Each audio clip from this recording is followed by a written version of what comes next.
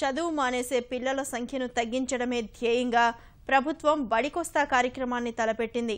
ముఖ్యమంత్రి చంద్రబాబు నాయుడు విజయవాడలో సోమవారం లాంఛనంగా ఈ కార్యక్రమాన్ని ప్రారంభించనున్నారు. ఇందుకోసం చేస్తున్న ఏర్పాట్లను మానవ వనరుల శాఖ మంత్రి గంటా శ్రీనివాసరావు పరిశీలించారు. విద్యార్థినులకు సైకిళ్ల పంపిణీ తర్వాత వారితో కలిసి చంద్రబాబు బందర్ రోడ్లో సైకిల్ తొక్కుతారని గంటా తెలిపారు.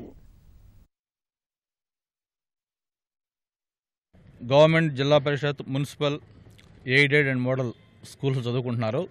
వాళ్ళందరూ కూడా 9వ క్లాస్ చదువుతున్న ఆడపిల్లలకి ఈ సైకిల్స్ పంపిణీ చేస్తూ ఉన్నాం.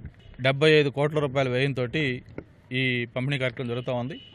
ఆడపిల్లల్లో ఈ డ్రాప్ అవుట్స్ ఎక్కువగా ఉంటున్నాయి. గౌరవ ముఖ్యమంత్రి గారి యొక్క ఆలోచన కూడా రాష్ట్రాన్ని నాలెడ్జ్ స్టేట్గా చేయాలి, ఎడ్యుకేషన్ హబ్గా మార్చాలి, ముఖ్యంగా పిల్లలకి వాల్యూస్తో కూడిన విద్య అందించాలి.